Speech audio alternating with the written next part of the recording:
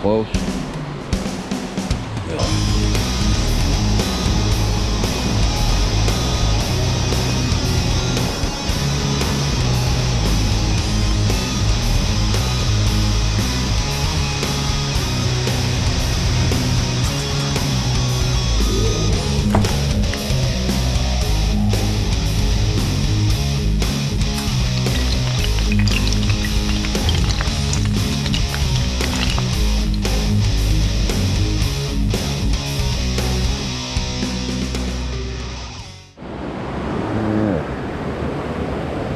More conglomerate bedrock down lower than where I found it before.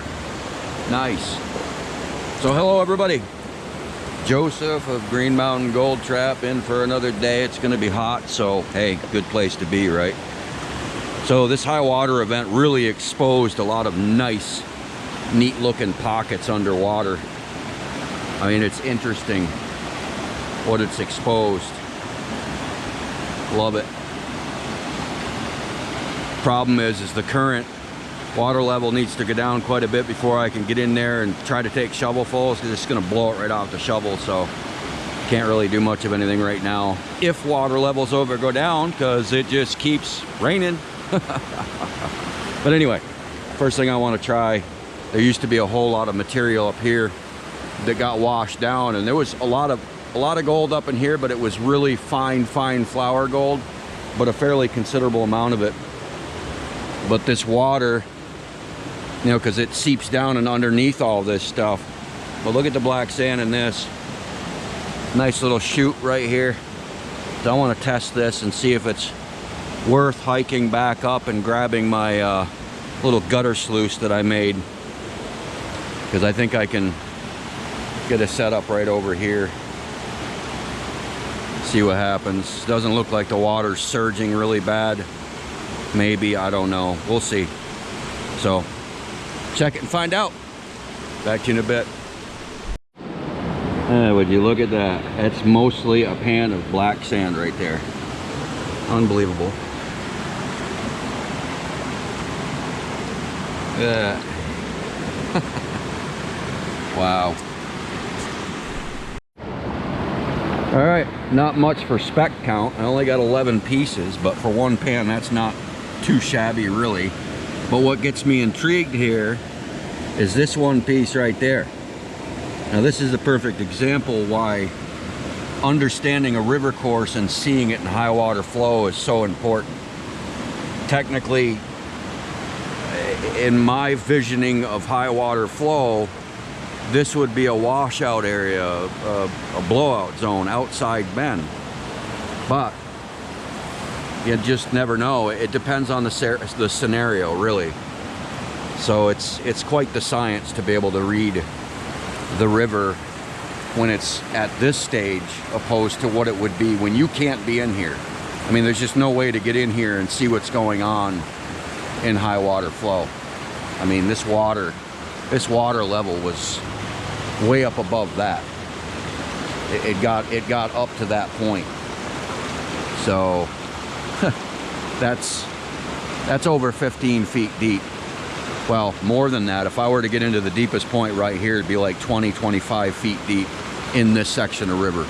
So there's no possible way to get down here and see it in high water flow. But so you just never know. Got to really got to do your testing. All right, back to you in a little bit here. All right, so that area over there that I was in is a point of interest. So until I'd rather get like a 3-foot riverbed hog in here, get a decent setup. Water level would have to be about what it is now, but I could run some serious material, get it done fairly quickly. So I'm just gonna leave that alone. I did some work over in there, checking out pockets. There was some boil holes. Not really, I mean, I got pieces, but spec count was 2, maybe 3 per pan.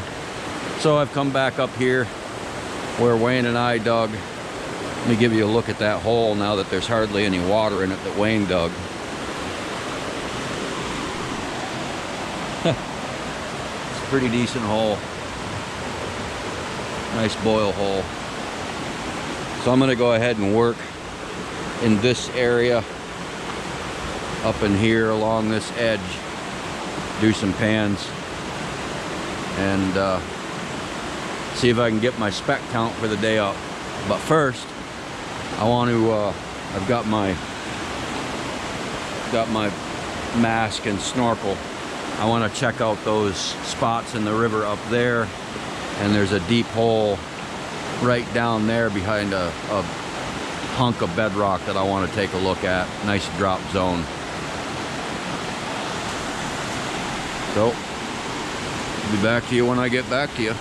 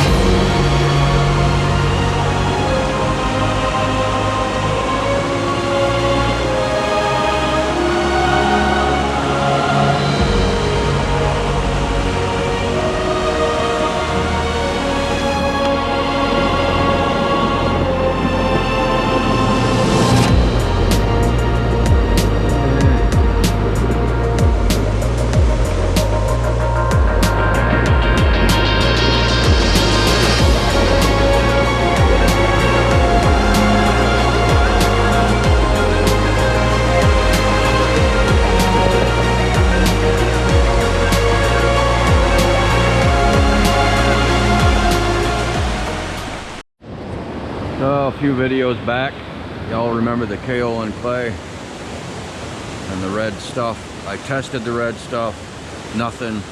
And I even broke up some of the kaolin clay. I didn't figure there'd be anything in it, there wasn't. But decided to come back up here, up from where I was, and work this area right here and around this corner. I did a test pan and got, I don't know, it was 30 plus, close to a 20 mesh piece. So I figured I'd go up and get my gutter sluice. Got that set up right down there. So I'm just gonna pan back so far a bunch of material from in here. And then once I get a bunch of it in the bucket, I'll go down and run it. See what happens. Alright, so I only did maybe 9 pans, panned it back so far. I didn't do a whole lot, but got another decent flake. Right there. Well, there's 9 pieces in there. The rest is flour, smaller stuff. But that tells me this would be a good place to try to get a Green Mountain gold trap set up somehow. Maybe right here. But there again, the water level needs to stay up. But if I could get a Green Mountain gold trap set up, I could run a whole lot more material. Because there are fairly decent flakes in here. That's what I wanted to know.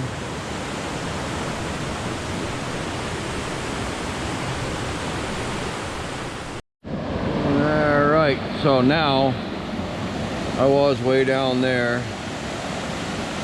I've come up here. I did some scouting up farther. Everything's changed so much, but I'm going to try right in here. There's some really coarse black sands.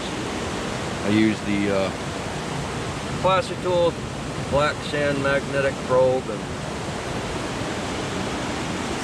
do a couple pans. I just realized it's 6:30, so I gotta think about getting out of here. Alright, so I'll do a couple pans and see what happens. Well. Should have came here to begin with. 2 pans. Look at that. Gotta get that glare off. There we go. That's some nice stuff. Alright, let me dump out the snuffer bottle and I'll show you what I got for the day. Not a whole lot, but today was just a scouting day. Popping around here and there and just checking things out, trying to figure out what's going on. Back to you in a bit. Yeah, interesting. I got a little more than I thought I did. Back over here, there we go. I got pieces all over the place in there, small ones.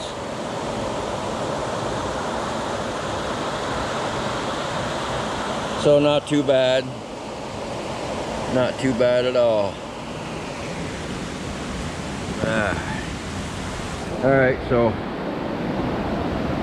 fix this camera here. Interesting place. Very interesting. Okay, so that's going to wrap it up for today. I've got to get my stuff together.